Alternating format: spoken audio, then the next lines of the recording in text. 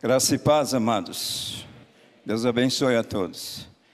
Quero dizer para cada um de vocês, mais uma vez, é um privilégio para mim e para nós, pastores, poder compartilhar daquilo que o Senhor tem falado ao nosso coração. E nessa noite eu gostaria de compartilhar com os irmãos a palavra de Deus que se encontra no livro de Efésios, capítulo 1, versículo 13. Efésios, capítulo 1, versículo 13. Tema da mensagem da noite: filhos de Deus ou filhos da denominação? Filhos de Deus ou filhos da denominação?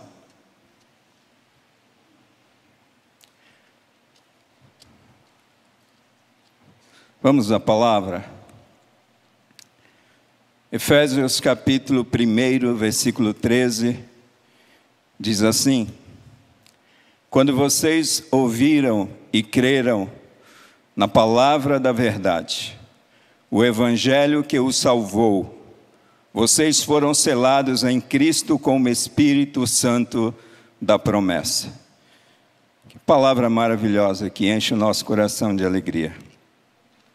Mas vejam, no capítulo 2, em que contexto essa grande salvação, ela chegou para cada um de nós. E o capítulo 2, a partir do versículo 1, diz assim: vocês estavam mortos em suas transgressões e pecados. Algumas traduções dizem assim: e ele vos deu vida, estando vós mortos em vossos delitos e pecados, nos quais costumavam viver quando seguiam a presente ordem deste mundo e o príncipe da potestade do ar, o espírito que agora está atuando nos que vivem na desobediência. Anteriormente, todos nós também vivíamos entre eles, satisfazendo as vontades da nossa carne, segundo os seus desejos e pensamentos. Como os outros, éramos por natureza merecedores da ira. Todavia, Deus, que é rico em misericórdia, pelo grande amor com que nos amou, deu-nos vida com Cristo, quando ainda estávamos mortos em transgressões. Pela graça vocês são salvos. Deus nos ressuscitou com Cristo e com Ele nos fez assentar nos lugares celestiais em Cristo Jesus, para mostrar nas eras que hão de vir a incomparável riqueza de sua graça, demonstrada em sua bondade para conosco em Cristo Jesus.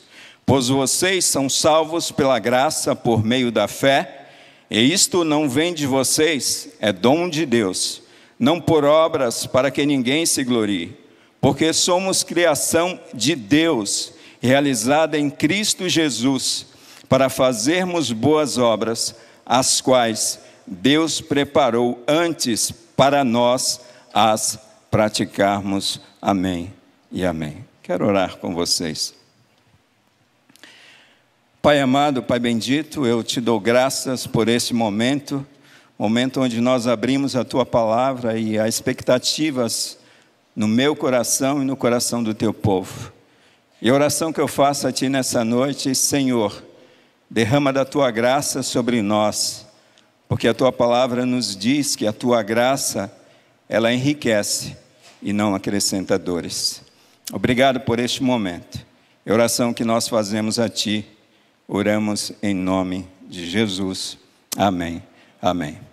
Filhos de Deus ou filhos da denominação? Queridos, quando eu olho para o rosto de cada um de vocês nessa noite, eu posso ver através do teu olhar, através da tua fala, uma preocupação muito grande com o futuro dessa nação. Aí você diz: vejo que tu és profeta, pastor. Nem precisa ser, né? Eu creio que diante de tudo aquilo que nós estamos vivendo no nosso país, na nossa nação, um momento tão lindo como esse, que nós temos o direito de exercermos a nossa cidadania, diante de tantas coisas que têm nos oprimido, têm nos maltratado, têm trazido tantos transtornos para a nossa nação, e diante de tudo aquilo que nós temos visto, é um fato, nós estamos preocupados. Eu vejo tantas pessoas preocupadas nesse tempo, observando a sua fala, observando um momento como esse, onde muitas pessoas aqui estão com a camisa do Brasil. Eu vejo essa preocupação, e eu vi hoje, especialmente hoje, no coração de algumas pessoas aqui em nosso templo. Eu pude cumprimentar pessoas aqui de 80 anos de idade. E essas pessoas disseram o seguinte para mim: pastor, eu vou votar daqui a pouco, porque eu não estou contente com nada daquilo que tem acontecido com a nossa nação, com o nosso país. Então, quando eu olho para vocês, quando eu olho para as atitudes, quando eu olho para a fala do povo brasileiro, dos irmãos, eu vejo grandes preocupações no coração de vocês com relação ao futuro do nosso país, da nossa nação. E eu confesso também para vocês que o meu coração fica preocupado com o amanhã, preocupado com aquilo que vai acontecer, preocupado com quem irá governar sobre nós. Mas eu quero dizer uma coisa para cada um de vocês que estão aqui nessa noite e que estão nos acompanhando pela internet. Quando essa preocupação bater no teu coração, lembre-se que a palavra de Deus diz que o Senhor está sentado num alto e sublime trono, e Ele continua governando soberanamente sobre cada um de nós. Amados, a gente fica perplexo com tudo isso que tem acontecido. E muitas vezes a gente se preocupa demais, esquecendo que Deus, Ele governa a despeito de tudo aquilo que tem acontecido no nosso país, e não somente no nosso país, nesse imenso mundo. Mas eu quero dizer para cada um de vocês nessa noite, que a preocupação maior do meu coração, não é com o futuro dessa nação, mas que a preocupação maior do meu coração, e essa mensagem dessa noite seria mais um compartilhar, do que uma pregação propriamente dita. O compartilhar uma preocupação que vai além do futuro desta nação, que vai além do teu futuro aqui nesse tempo, nessa época, aqui na face da terra. Uma preocupação para a vida eterna. E eu quero falar um pouquinho para vocês a respeito disso, baseado nesse texto, especialmente nesse versículo 13 do capítulo 1 de Efésios, quando o apóstolo Paulo diz que quando vocês ouvirem o evangelho da vossa salvação, a palavra da verdade, tendo nele crido, vocês foram selados com o Espírito Santo da promessa.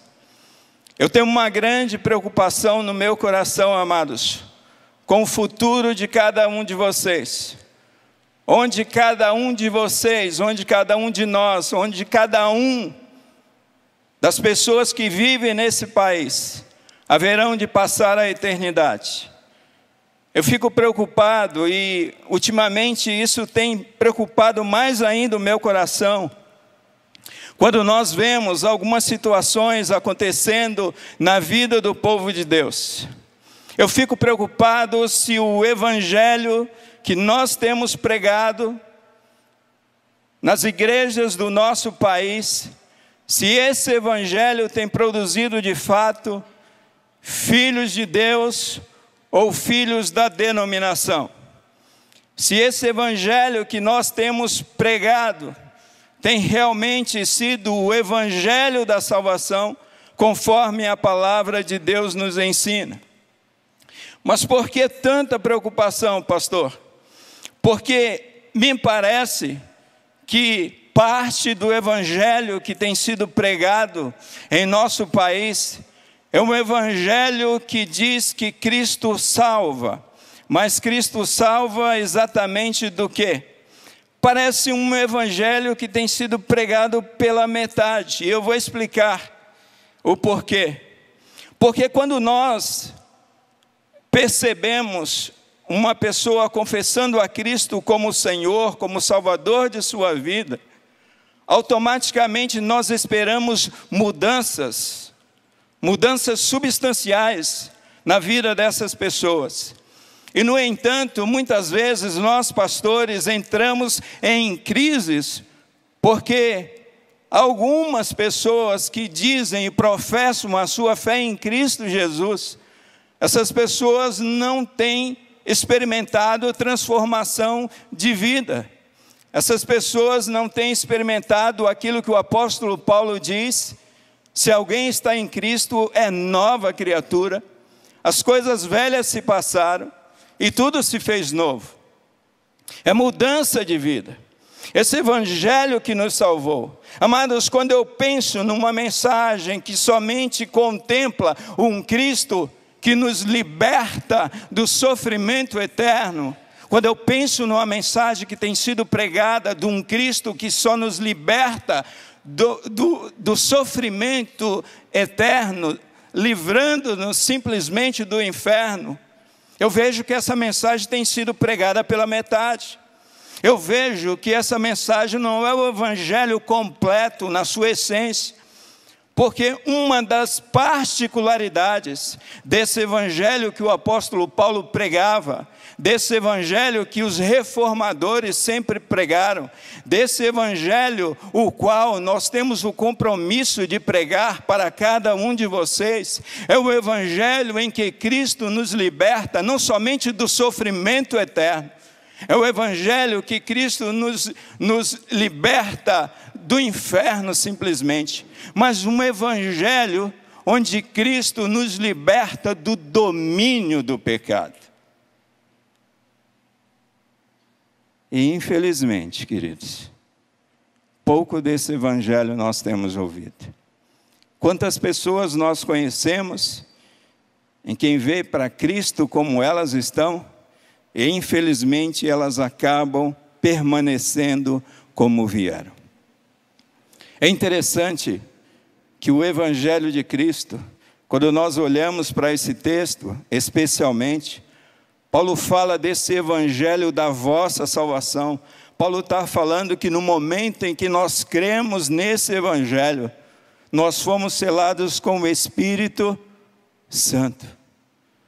Amados irmãos, a gente precisa entender que no momento em que nós entregamos a nossa vida verdadeiramente para Cristo, no momento em que nós cremos em Cristo Jesus, uma nova natureza nós recebemos da parte de Deus.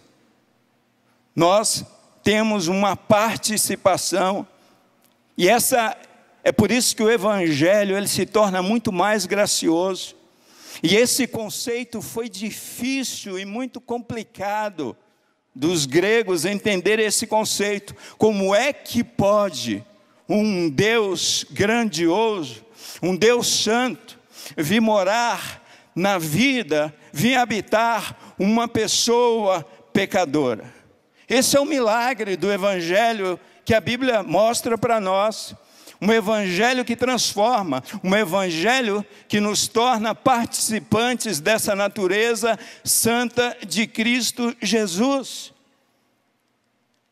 Às vezes, irmãos, a gente fica preso a alguns textos da Bíblia e que nos impedem de compreender melhor as Escrituras Sagradas.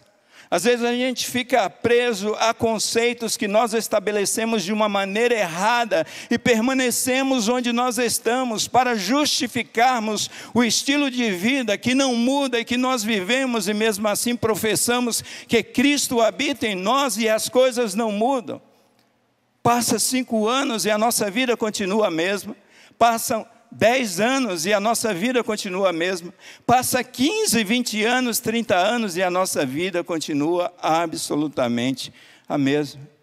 Aí a gente fala, pastor, você não leu Romanos capítulo 7, onde a palavra de Deus diz, o próprio apóstolo Paulo falando, ó miserável homem é que sou, pois o bem que eu desejo fazer, esse bem eu não faço, mas o mal que eu não desejo fazer, esse mal eu faço.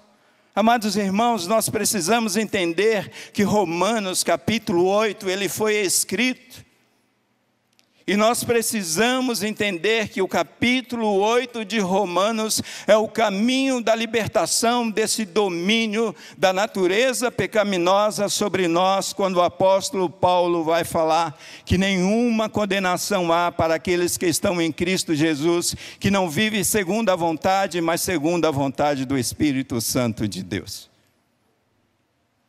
Esse é o Evangelho de Cristo Jesus. É esse evangelho que nos transforma e que nos torna não somente filhos de uma denominação, mas nos torna filhos legítimos de Deus. Então a gente precisa entender o seguinte, e esse é o ponto da minha palavra nessa noite, do que é que Jesus Cristo nos libertou. Amado, sim, Jesus Cristo, Ele nos perdoou. Ele nos libertou, Ele nos resgatou das trevas, do reino das trevas. Eu li a propósito o capítulo 2 de Efésios, para a gente entender em que condição nós estávamos. A palavra de Deus diz que nós estávamos mortos em nossos delitos e pecados, que nós seguíamos o curso desse mundo, o príncipe das potestades do ar. Era assim que era a minha vida antes de Cristo, era assim que era a tua vida antes de Cristo. Mas a gente não gosta de ler um texto como esse, porque um texto como esse, ele acaba com a gente, ele desmancha com a gente. Mas deixa eu dizer uma coisa para cada um de vocês, um texto como esse de Efésios capítulo 2, ele desmancha com a gente e ele exalta a pessoa bendita de Cristo Jesus. Então, só para a gente entender que Cristo, não somente Ele nos libertou do inferno, Ele nos libertou do sofrimento eterno, através da sua morte e da sua ressurreição, mas Jesus, Ele nos libertou do domínio do pecado. Eu quero ler rapidamente alguns textos aqui. Romanos capítulo 6, versículo 11, olha o que diz: da mesma forma considerem-se mortos para o pecado, mas vivos para Deus em Cristo Jesus. Portanto, não permitam que o pecado continue dominando seus corpos mortais, fazendo que vocês obedeçam aos seus desejos. Não ofereçam os membros do corpo de vocês ao pecado como instrumentos de injustiça. Antes, ofereçam-se a Deus como quem voltou da morte para a vida, e ofereçam os membros do corpo de vocês a Ele como instrumentos de justiça. Olha o que o apóstolo Paulo diz: pois o pecado não os dominará, porque vocês não estão debaixo da lei, mas debaixo da graça. Olha que promessa maravilhosa quando Cristo Jesus vem habitar na minha vida e na tua vida. A palavra de Deus diz que o pecado não exercerá mais domínio sobre nós. Irmãos, é possível o crente pecar? Sim. E o crente peca, e João diz isso claramente na sua primeira epístola. Mas é inconcebível a ideia daquele que nasceu de novo, daquele que experimentou o novo nascimento, permanecer dominado pelos seus pecados. Romanos capítulo 6, ainda o versículo 22 diz assim: mas agora que vocês foram libertados do pecado e se tornaram escravos de Deus, o fruto que colhem leva à santidade e o seu fim é a vida eterna. Quem que é participante da vida eterna? Quem que é que se torna um filho de Deus? Aquele que tem Cristo vivendo em sua vida, através da pessoa bendita do Espírito Santo de Deus, que nos afasta de todo e qualquer pecado e exerce domínio sobre este pecado que tão de perto nos rodeia. Eu quero ler, eu falei de Romanos capítulo 8, deixa eu ler aqui bem rapidamente, versículo 2, porque por meio de Cristo Jesus, a lei do Espírito de vida me libertou da lei do pecado. Olha só do que Cristo nos libertou, amados. Não é somente do sofrimento eterno, é do domínio do pecado sobre nós, neste mundo caído e nesse mundo que jaz no maligno. E Paulo diz no versículo 9, entretanto, vocês não estão sobre o domínio da carne, mas do Espírito, se de fato o Espírito de Deus habita em vocês. E se alguém não tem o Espírito de Cristo, não pertence a Cristo. Mas se Cristo está em vocês, o corpo está morto por causa do pecado, mas o Espírito está vivo por causa da justiça. E se o Espírito daquele que ressuscitou Jesus dentre os mortos habita em vocês, aquele que ressuscitou a Cristo dentre os mortos também dará vida a seus corpos mortais por meio do seu Espírito que habita em vocês. Parece que a princípio, quando nós lemos esse texto, a ideia é que é algo escatológico que vai acontecer. Mas Paulo está apontando para aquele momento da ressurreição de Cristo, falando que o Espírito Santo de Deus, ele vivificou a Cristo Jesus, e esse mesmo Espírito, é isso que Paulo está falando aqui, que habita na vida do cristão, na vida daquele que foi salvo, na vida daquele que se converteu a Cristo, e nos fará o quê? Dominar o pecado, impedir que o pecado exerça domínio sobre nós e vivifique o nosso corpo. Isso aqui não é escatológico, amados. Isso aqui é para esse momento e esse agora, ok? Deixa eu ler outro texto para corroborar com tudo isso. E eu prometo para vocês que é o último texto, tá bom? O pastor não costuma fazer muito isso aqui. E o nosso tempo também é curto, mas deixa eu ler um texto aqui, se encontra na primeira epístola de João, capítulo 3, versículo 5, diz assim: vocês sabem que ele se manifestou, está falando a respeito de Jesus, para tirar os nossos pecados, e nele não há pecado. Todo aquele que nele permanece não está no pecado. A ideia aqui, não estar no pecado, é não vive na prática do pecado. Todo aquele que está no pecado, todo aquele que está na prática do pecado, é isso que João está falando aqui no versículo 6, não viu Cristo, nem conheceu a Cristo Jesus. Cristo nos deu o seu Espírito, de maneira que através do seu Espírito, nós pudéssemos mortificar o pecado em nós. Versículo 9 diz: todo aquele que é nascido de Deus não vive na prática do pecado, porque a semente de Deus permanece nele. Ele não pode estar no pecado porque é nascido de Deus. Desta forma sabemos quem são os filhos de Deus e quem são os filhos do diabo. Quem não pratica a justiça não procede de Deus. Tampouco quem não ama a seu irmão. É tão duro, né, irmãos, ouvir uma palavra como essa. Sabe, mas é esse tipo de palavra que muda a nossa vida. É esse tipo de palavra que nos transporta de peregrinos numa terra como essa e nos leva para a pátria celestial.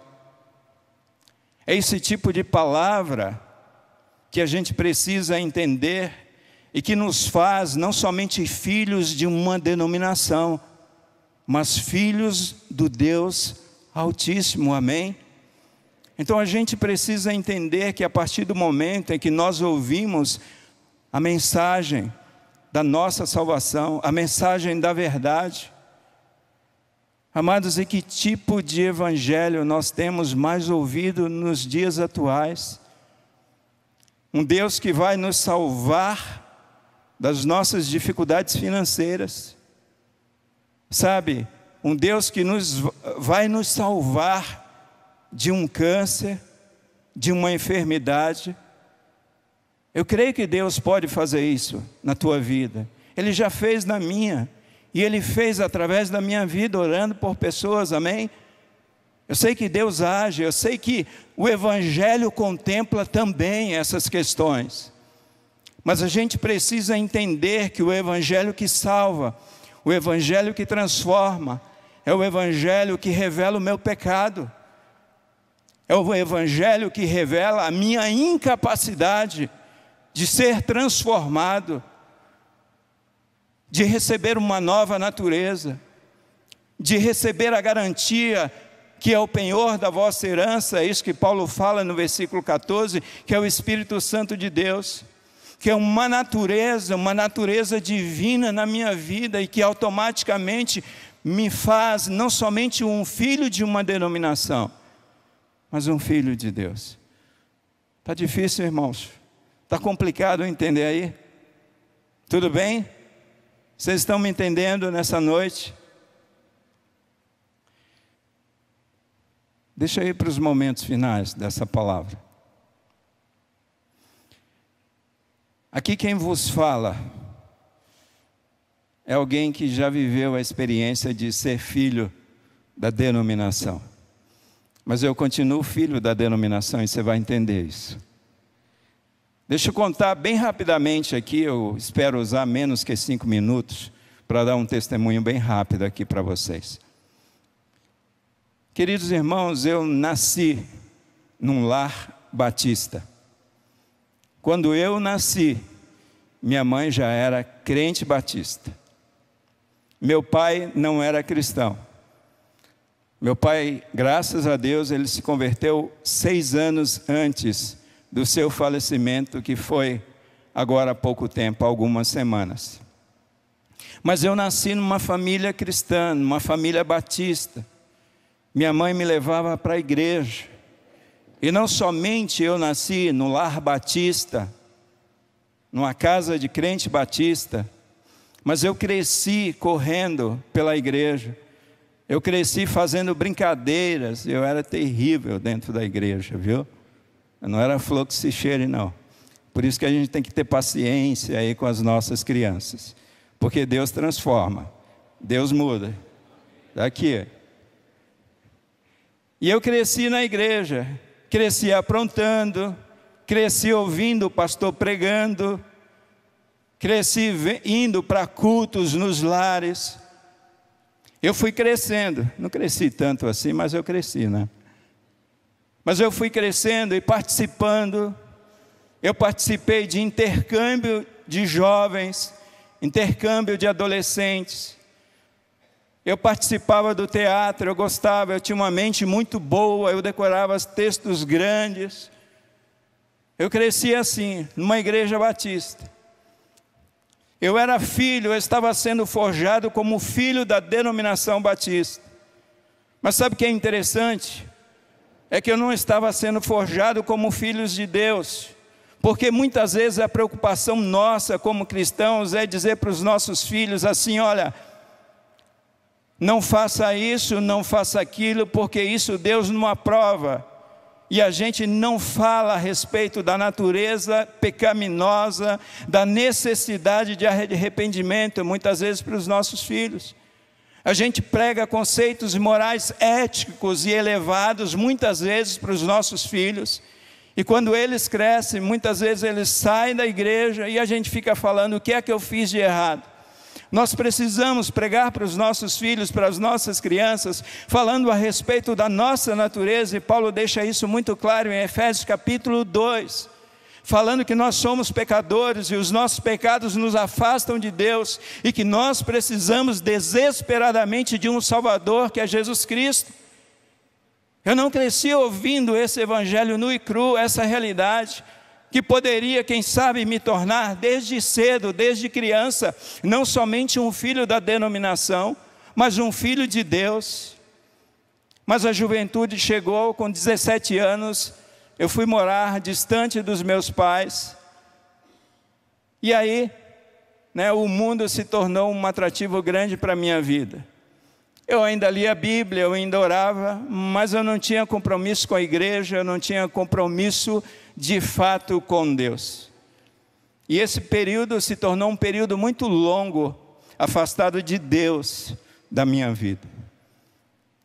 Eu vim da Bahia com 19 anos, e aqui na cidade de São Paulo, livre, leve e solto, eu comecei a viver a vida como eu entendia que deveria ser vivida. Até então, eu sou um filho da denominação. E assim eu fui vivendo a minha vida, no mundo, jovem, ganhando muito dinheiro, tendo várias namoradas ao mesmo tempo. Lembre-se que eu ainda sou filho da denominação. Eu não sou filho de Deus ainda, eu não nasci de novo. Apesar de toda a experiência, apesar de toda a bagagem cristã, evangélica. E foi um dia lá no meio do pecado, eu já havia sentido muita insatisfação, e falava com Deus para libertar a minha vida. E foi um dia, amados, no meio do pecado, que Deus falou de uma maneira poderosa ao meu coração, a respeito da vida que eu levava. Naquele momento, no meio do pecado, eu orei a Deus e falei: Deus, salva a minha vida. Eu não quero mais esse estilo de vida para mim. Eu não quero mais viver uma vida religiosa. Eu era como Jacó, amados. Você sabe que a vida de Jacó muda quando ele luta com Deus. Até então eu era como Jacó, e quem sabe como alguns que nós conhecemos. Mas tem que chegar um momento, um dia da nossa vida, onde Deus marca a nossa vida, onde Deus marca a nossa história, onde nós nos lembramos do Evangelho, da palavra da verdade. E quando nós cremos nesse Evangelho, quando nós damos crédito a essa palavra da verdade, o Espírito Santo de Deus vem habitar a nossa vida, e nós, a partir daquele momento, começamos a dizer não para o mundo, não para o pecado, não para aquele passado. E na semana, no domingo seguinte, isso aconteceu no sábado, esse arrependimento, esse quebrantamento. E no domingo eu fui para a primeira igreja batista do Ipiranga, um domingo à noite. Eu me lembro como hoje, o último domingo do mês de agosto de 1998, com 28 anos, eu nasci de novo, eu me tornei um filho de Deus. Quando o pastor Eli Bento fez o apelo, eu sem demoras, eu fui à frente, e eu sei que foi Deus que fez isso na minha vida, amados.